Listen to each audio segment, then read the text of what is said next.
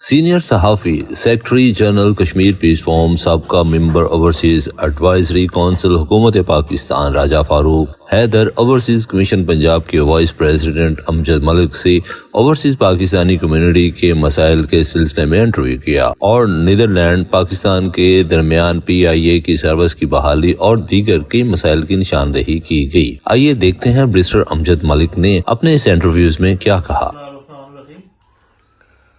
آج ہم barrister Amjad Malik vice chairman Punjab overseas commission کے دفتر میں یہاں موجود ہیں۔ آئیے ان سے جانتے ہیں کہ ان کا حالیہ پاکستان کا دورہ جو ہے وہ کیسا رہا۔ جی بہت بہت شکریہ راج صاحب، پہلے تو آپ کا بہت مشکور ہوں کہ آج آپ یہاں آئے ہیں روچڈیل میں۔ اوورسیز پاکستانی کمیشن کا جو آئیڈیا تھا وہ ہم نے بنایا تھا اس کو کہ ہم آنے جانے میں سہولیات پیدا کریں لوگوں کے لیے، فیسیلیٹیشن سینٹر ہو، آپ جیسے لوگ جائیں تو آپ کو پتا ہو کہ یہ اس جگہ پہ اگر ہم جائیں گے تو ہمیں تمام 36 اضلاع میں، اب تو ماشاءاللہ ضلع بھی بڑھ گئے ہیں، تو ان میں فیسیلیٹیٹ کیا جائے گا۔ اگر آپ کو کار خیر کرنا چاہتے ہیں اس میں DC صاحب مدد کریں گے، چیئرمین ڈسٹرکٹ اوورسیز کمیٹی مدد کرے گا۔ ہم کار خیر کر سکتے ہیں اسکولوں میں، کالجوں میں، یونیورسٹیوں میں، کوئی ایسی چیزیں کر سکیں گے جو پہلے نہیں ہوئی۔ تھانوں کو اپ گریڈ کرنے کا تھا، خواتین کے لیے تھا، ایئرپورٹس کے اوپر تھا، پھر سرمایہ کاری کا فروغ تھا کہ ہم باہر سے لوگوں کو لائیں، ایڈوائزری کاؤنسلز میں ان کو شرکت کریں، جو ترسیل زر میں مددگار ہوتے ہیں، جو ریمیٹنس میں اضافے کا باعث بنتے ہیں، ان کو ایوارڈ اینڈ ریوارڈ کریں، ان کو ہال آف فیم کا حصہ بنائیں، ہم ان کو 17 امتیاز دلوائیں، ان کو یہ ریکگنیشن ملنی چاہیے۔ تیسرا اس کا حصہ تھا کہ شکایتی، اس کا یہ جو شکایت والا حصہ کہ آپ کی شکایت ہے پنجاب کے کسی ضلع سے تو آپ وہ اپنی شکایت پورٹل کے ذریعے گھر بیٹھے درج کریں، 3 مہینے میں وہ اس کا فیصلہ ہو، ڈسٹرکٹ کمیٹی بیٹھے آپ کی گواہی لے، فیصلہ کرے، اگر وہ فیصلہ آپ کو نہیں قبول تو ساتھ ہی عدالتیں لگ جائیں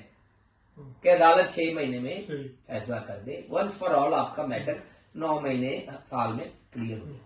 بدقسمتی یہ ہے کہ پچھلی حکومتوں میں نیگلیکٹ ہوا ہے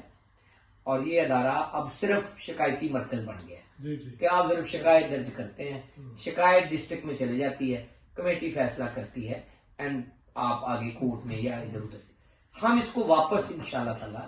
اوریجنل شکل میں لے کے آئیں گے، تھوڑا وقت لگے گا لیکن ہم لے کے آئیں گے انشاءاللہ تعالی، اللہ کے فضل سے۔ پہلا میرا مہینہ بہت اچھا رہا، ایک حوصلہ افزا جو ہے رسپانس تھا، اوورسیز کمیونٹی نے ہاتھوں ہاتھ لیا، وہاں پہنچ کے لوگ سعودی عرب سے، فرانس سے، عمان سے، UK سے، دبئی سے، جن لوگوں نے وہاں پہ آ کے استقبالیہ رکھے، ہماری کرسچین کمیونٹی نے گجرانوالہ میں بہت اچھا استقبالیہ رکھا، تو یعنی ہم سب کو ساتھ لے کے ہم نے بھی دروازے اپنے کھول دیے، کھلی کچہری منعقد کی، لوگوں کے لیے روز 4 سے 6 بجے ملاقات کا اہتمام کیا، اور یہ دروازے جو کوئی 2.5-3 سال سے بند تھے اس کو ایک دفعہ پھر کھولا ہے، وائس چیئرمین 2.5 سال بعد لگا ہے، تو انشاءاللہ تعالی ہم کوشش کریں گے کہ مریم نواز شریف صاحبہ کو اوورسیز پاکستانیوں کے ساتھ اس طرح باہم ملائیں کہ وہ ان کے اوپر فخر کریں اور اوورسیز پاکستانی اپنی پنجاب حکومت پہ فخر کریں۔ Thank you. اوورسیز پاکستانی کے جو مسائل ہیں، آپ بڑا تدارک رکھتے ہیں ان مسائل کا، تو آپ کیا سمجھتے ہیں کہ آنے والے دنوں میں مزید پیش رفت ہوگی؟ کیونکہ میں نے دیکھا ہے کہ بہت آپ کے یہ جب آپ کو یہ عہدہ ملا ہے